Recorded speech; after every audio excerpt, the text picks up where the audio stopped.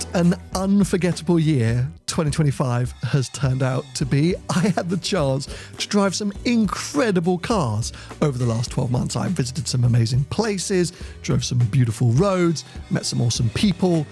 None of it would have been possible without all of you. I know it's a cliched YouTuber thing to do, to be like, oh my God, thank you so much for the support. But genuinely, thank you so much for the support. I think this is the 11th year of Seen Through Glass existing, which is mad, and it blows my mind that some of you have been here for 11 years, but even if you've been here for 11 days, the fact that you keep coming back and watching videos, like it's ridiculous, and it is still ridiculous that this is my job. So I'm eternally grateful, especially when I stop and I look back and I think of all the things that I've been able to do thanks to all of your support, and I'm like, yeah, this is outrageous, so thank you.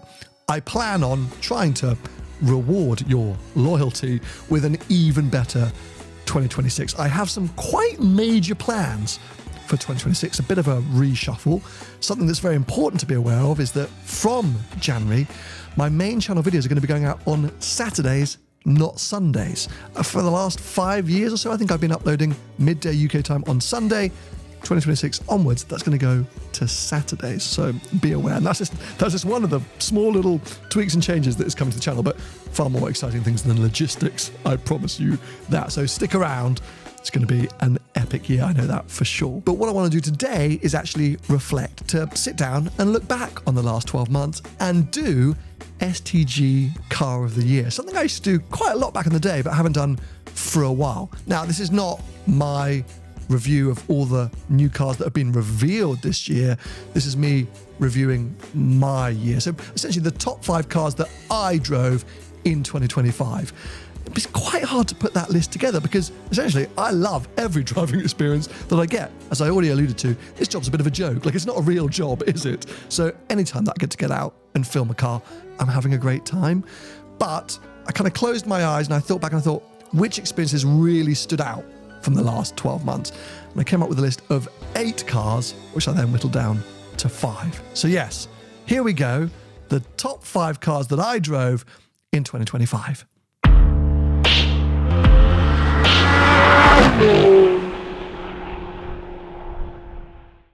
Now, this list is in no particular order, but I'm actually kick-starting with one of the first new cars that I drove in 2025, the Land Rover Defender Octa. I think by now most people know everything you need to know about the Octa, but if you don't, go back and watch my video from January that I made about that car. I want to share a little bit of an anecdote because it was a bit of a mad trip, actually. Most of the time when manufacturers do these international press drives, they base themselves somewhere for 2 or 3 weeks and essentially invite waves of media to come out and drive the car. They call them rotations. You end up there with 10 or 15 other media, you all drive the car for a day, and then you fly home, and a load of other journalists fly in. It's the manufacturer's way to get as much press coverage of the car at the launch. But for some reason, and I still don't really understand how, I ended up on a solo rotation. So amongst this huge global media drive program based out of Cape Town, I turned up, and it was just me with the Octa. And the press team were like, what do you want to do?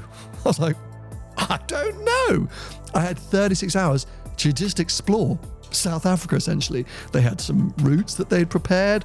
They'd found some accommodation kind of 3 or 4 hours outside of Cape Town in the bush. But they were like, we can do whatever you want. And it was unbelievable.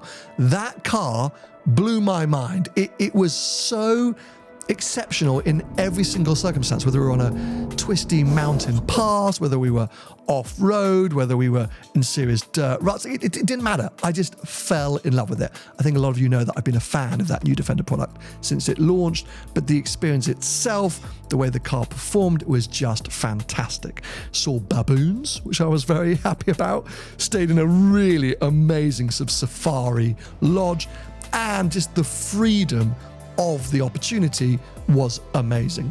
Slight issue was I got some like filthy disease on the plane on the way down to South Africa, and I lost my voice literally about 2 hours into filming. So I don't really know how I salvaged that video in the end, but yeah, it was quite awkward at the dinner that first night, being like, "So nice, what's the plan for tomorrow?"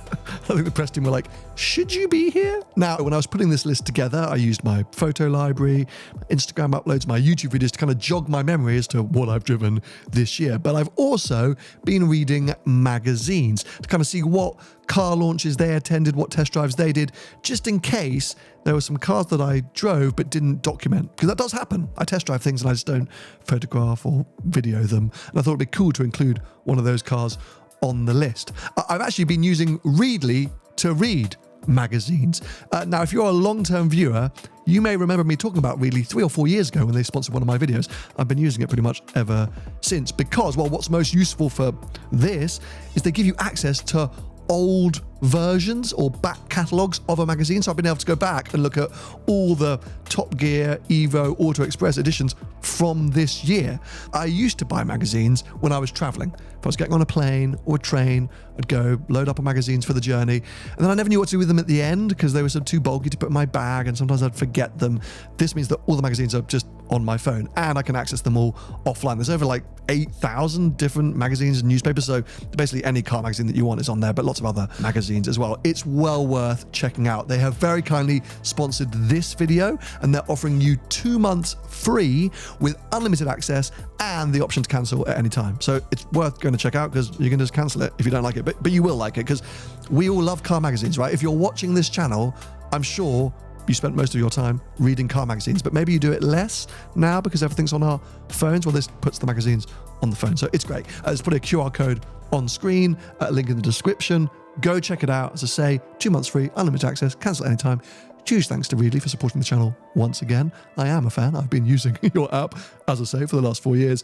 So yeah, big fans. Thank you very much. Now, of course, no STG Car of the Year list would be complete without a Ferrari. And I had a number of amazing Ferrari experiences this year, not least the ones in my own Challenge Stradale. But there were 2 drives that I was considering for this list. Firstly, my drive in the 12 Cilindri, and secondly, my drive in the 812 Competizione. 2 very different experiences. To touch on the 812 Comp quickly, it's one of those mad days where I was in New York, actually for my cousin's wedding. My friend Harrison, who helped me source my Porsche Boxster, which I drove across the US last year, said, hey, I got a friend with a few cars. You want to pop over and say hi? He might let you drive something.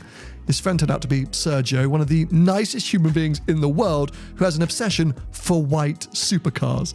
And yes, there he had this stunning 812 Comp and he was like, yeah, let's take it out for a drive. Like, I'll come with you. And I've only really had 2 or 3 experiences like this. Most memorably, one in New Zealand when I drove the 918 Spider for the first time, where essentially the owner says, here's my car, follow me.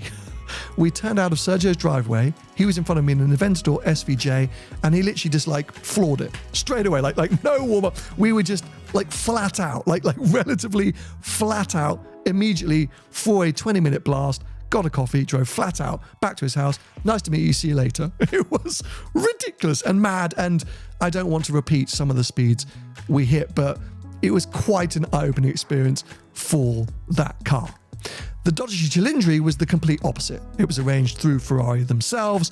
I flew into Italy, went to the factory in Maranello, picked up the car, and I had the keys to it for about 36 hours whilst I went to visit Alcantara, where I was finalising the materials that I was going to use for the retrimming of my Challenge Stradale. But it was kind of like a perfect experience. The roads we went to were clear and empty. The weather was fantastic. Everything just kind of came together, and I loved that car. It's not to say I didn't love the 812 Comp, but I really loved the 12 Cilindri. I was worried that maybe it being a brand new car, it was going to lose some of the fizz. New cars just inherently don't have the same personality or character as some slightly older cars just because of regulations. But the 12 Cilindri ticked so many boxes for me. I adored it. And actually, that's why for me, it makes the list over the 812 Comp. So yes, number 2 on my STG Car of the Year is actually the 12 Cilindri. Next up, I'm choosing a car that actually isn't that new and I'd driven before this year, but my experience with it in 2025 was so monumental, I had to include it on this list. It might surprise you, but it's the Lamborghini Huracan Sterrato. I drove this thing out in America in the springtime and took it out to the desert to stay at this epic Airbnb in the Joshua Tree National Park. And I fell in love. There is something so outrageous about opening your door in the middle of nowhere when you've driven down a 1.5 mile dirt track and there being a mid-engine V10 Lamborghini parked there in the dirt, covered in dust, that just feels insanely cool. I always say I'm not a Lambo guy, but I love every Lambo experience I have. And genuinely, if I was to go out and spend my money on a Lamborghini, it would be a Sterrato every day of the week. It's the best Huracan Lamborghini ever made, and I think my favorite modern day Lambo. The fact it can do what it can do, being a low-slung supercar, is insane. And don't get me wrong, I love a 911 Dakar, but I've always claimed that I think lift the suspension on any 911 and you could be fairly adventurous in it. But there really aren't very many other Lamborghinis that could do what the Sterrato can. It's a very clever bit of kit and pretty rugged and more comfortable and compliant on the road, but also capable of just doing insane speeds over very loose surfaces. I fell in love with it. I genuinely fell in love with it, and it's one of the standout experiences for me of the entire year. Moving on to number 4 on the list, we're staying in America because during the summer, I kind of lived with a Cadillac CT5V Blackwing. Now, over the years, I spent quite a lot of time driving Cadillacs, and I've always really enjoyed them. Way back in the day, during Vlog Angeles, that's a deep cut, I think I lived again with one of those big Cadillac V-Series products and thought it was amazing. So I'd put the request in to drive one of these Blackwings. I'd heard great things about them, and it was kind of my car for Monterey Car Week. I was going to live with it for 10 days, but I didn't really know what to expect. I just thought it was kind of cool. I picked it up and I drove it straight to see Matt Farah from The Smoking Tire, and I told him, "Oh, this is what I've got," and he was like, "Oh, dude, you're going to love that car." He was like, "Oh, is it a precision pack car?" And I was like, "Yeah, I think so." He's like, "Oh, you're going to really love that car." And as the days went on, I just started to realize it's an insane piece of kit. For me, this car rivals any European hot saloon, like M3s, M5s, whatever it might be. This is a properly impressive and capable car. For me, the standout was the sort of drive up I did from LA to Monterey with a load of friends on some back roads, and this thing was hustling everyone. And my entire group of friends, every time we stopped, were like, "Oh my God, this Cadillac is outrageous." I genuinely think the whole group wanted to buy one by the end of the trip. But I have other memories of waking up early and going to coffees, pootling around Carmel and Monterey during Car Week itself. It always made a great noise. The manual gearbox was super nice. It just was this unbelievably capable car which had so many different personalities and had a manual gearbox. Like, what? How is it that it's America that's keeping the manuals alive in these kind of performance cars? So yeah, blew me away. If I lived in America, would I have one? Probably. I know Parker from Vehicle Virgins has one and loves it, but it was a truly amazing experience and a complete burnout weapon. Turn traction control off on that thing and it just wants to light up the rear tires, but in a really controllable and manageable way. So loved and adored that thing. Before we move on to the 5th and final car on my list, which is potentially a little bit boring / obvious, 2 other sort of special mentions. Firstly, the GTO Engineering 250 Cal Spider. Some of you might remember quite a few years ago, I went to visit GTO Engineering and drove their 250 short wheelbase revival, which is essentially a 250 that has been re-engineered to essentially be a recreation of a short wheelbase. And it blew my mind. It made me cry.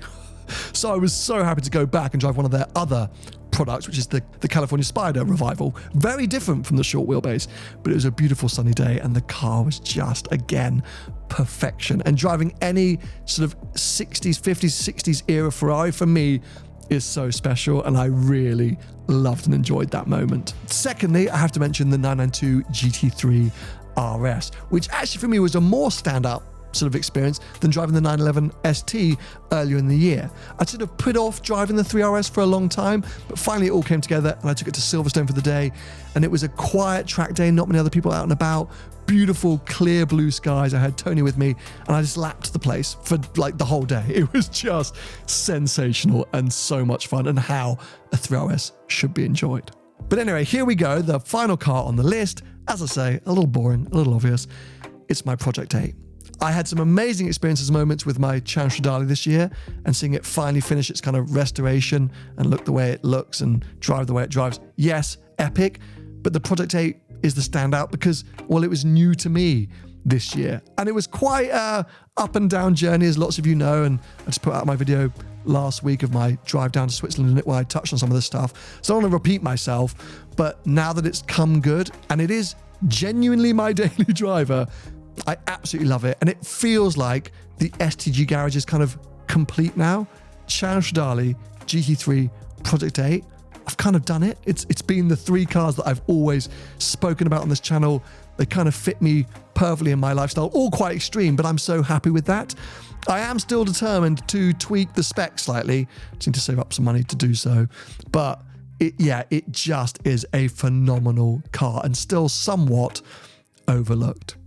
Now, as I said at the beginning, plenty of other cars that could have made this list. Almost every experience I had this year was special and unique. Let me know in the comments below, what were your STG highlights of the year? Which cars did you most enjoy watching? Which videos did you most enjoy watching?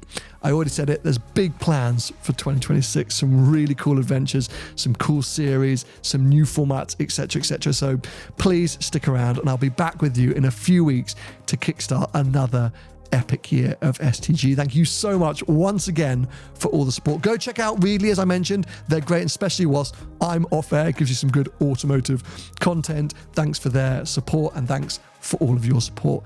See you real soon. Bye-bye.